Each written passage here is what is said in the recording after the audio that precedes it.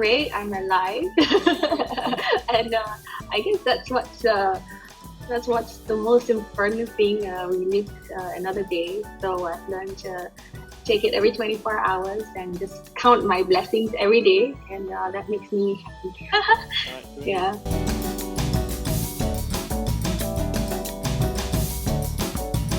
Personal life,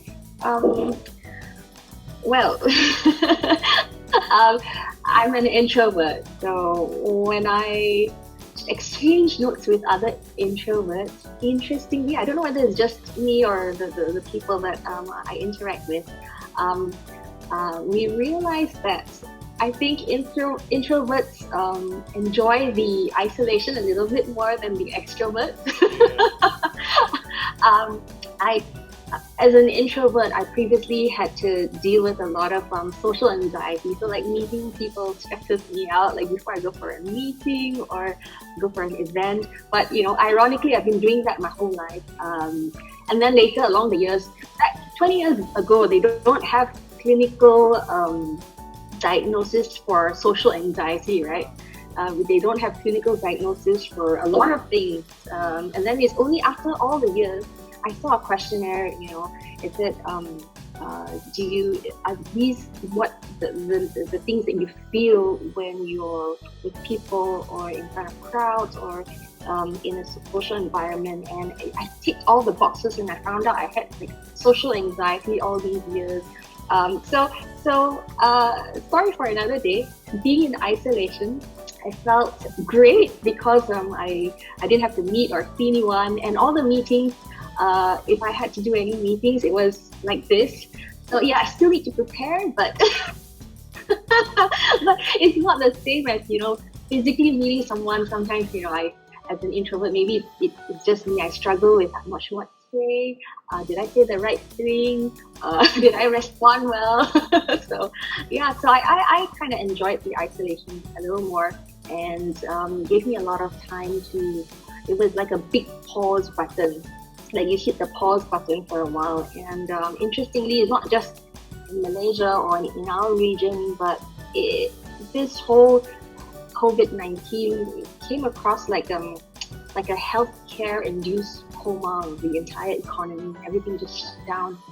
So I think it gave us all on a level playing field an opportunity to just reset and just take a step back.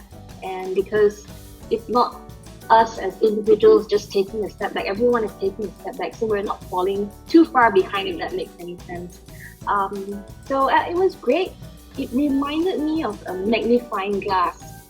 I know during the MCO, people went through a lot of extremes. Some people lost their jobs. A lot of business owner friends I know, entrepreneurs, they had to shut down their operations. Basically cut losses, manage their debt, and a lot of them were forced into situations where they had to either do more or do things that they were not used to, taking up jobs like part-time delivery, food delivery, drivers and things like that. And these are business owners and in their own right. But that really made me realize one thing, that like a magnifying glass, it's the extremes that actually amplify what we're made of in the core. So we're made to weather the storm. We will weather the storm. And some businesses that were meant to shut, maybe it was ongoing on that road already, and it just this whole situation kind of just speed the process up or amplify. And if there were businesses that were meant to have started and came about during this whole time, the idea is that they would have already had the good foundation to exist anyway. So it's like a magnifying glass. The things that are good become better, and the things that are worse become even more evident. So it made me. I did a lot of thinking, and it made me realize a lot of things. And I realized on a personal note that there were a lot of things that I didn't really need. And I think it stripped us all down to the basics, stripped us all down to what is essential. And then we ask ourselves, oh, I didn't live with, I couldn't get chicken, for example, can I actually live without eating chicken when I die? No. Would it be nice to have chicken? Yes. But, there's a lot of things that we could have lived without, but these were extras. And instead of, fussing about what was lost, we try and switch it around and look at it and appreciate the things that we still have and what we already have, what we retain. So yeah, I mean, it kind of just helped to remove all the fluff in what was going on in all our lives, and just strip us down to what was necessary. And that's where you realize that, hey, we have all we need. We have internet, we have water. We are not in a time of war. So we're not actually suffering, and it's actually, if you look at it, it's maybe a blessing in disguise that it gives us an opportunity to just pause, because we have been running. I think all of us have been just running and running and running, especially when you're, you have your hands full with so many things. You don't have the opportunity to just stop, pause, maybe breathe, or even go to the toilet in peace for some people. So I think this season was great. We just reminded everyone, and myself especially, to breathe. Just take it 24 hours at a time, and just have a list of things that I'm very grateful for. So every day I just go through, I start the day, I'm so grateful I have clean water, and I have my alkaline water thing, and then I slept on my own bed. I had air conditioning. Our water heater broke down during the MCO, so it's been showering with cold water.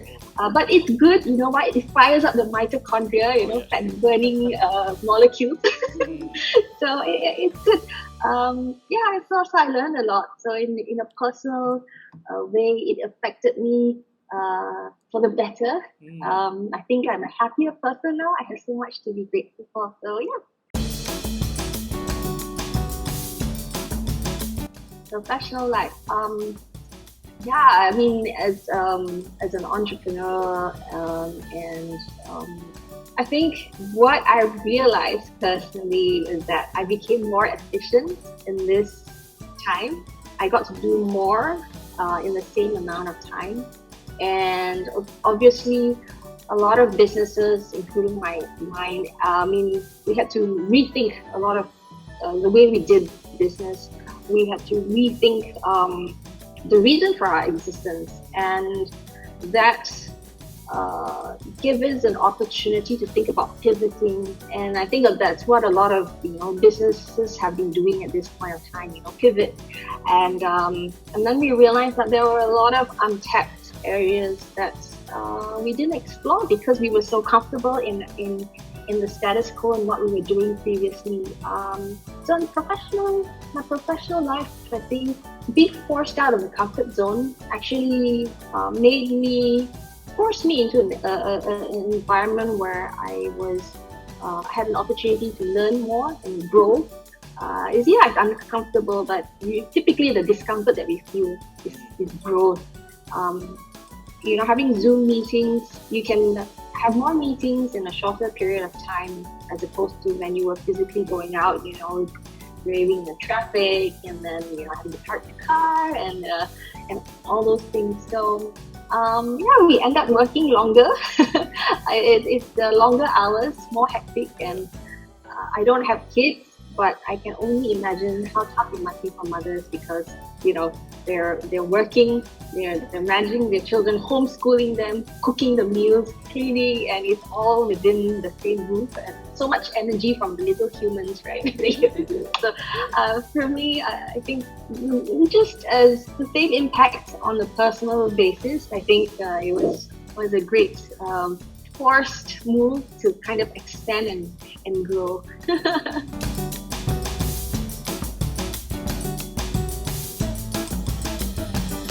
Yes, but most of them were work travel plans. So lucky for me, I got a chance to rest as opposed to because I suppose when you travel for work, people think wow, it's so nice, but actually what happens is when you travel for work, you're traveling. The whole idea of traveling is nice, but when throughout the day, you're getting things done, and you don't actually go and get a chance to go and explore or go sightseeing. So then when the sun goes down, you finish your work, and then you have your meals, or you have to have meetings, and then at the end of the day you still need to write the report, compile what went through throughout the day, and you still have the work that's back home waiting for you. So it's actually more work. Yeah.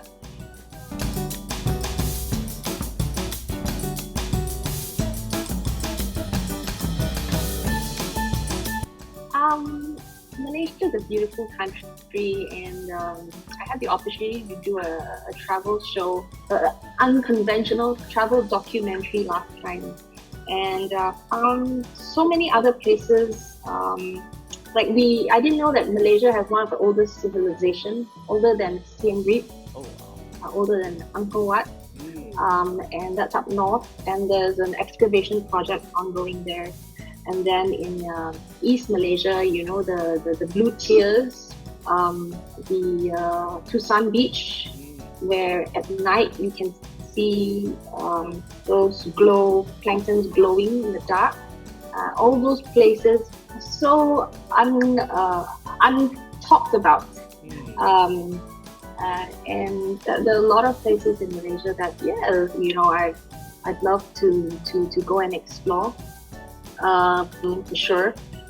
So many things I want to do, but you know what, after this MCO thing, I've gotten so used to being at home, the comfort of home, and living in my pajamas, and and getting so many things done in a short period of time. The comfort of home, anytime you're hungry, you just go and eat. You need to go to the toilet, you just run to the toilet. Everything is clean. No need to park your car, no need to put on makeup. And then I was like thinking, at this age, sometimes, you sit in the car too long, or you travel too long, backache, age. Then you go to a hotel, it's like, it's not my pillow, it's not my bed. I think this is old age problem, but definitely love to go and do some traveling, just explore our home ground. Cuti Malaysia.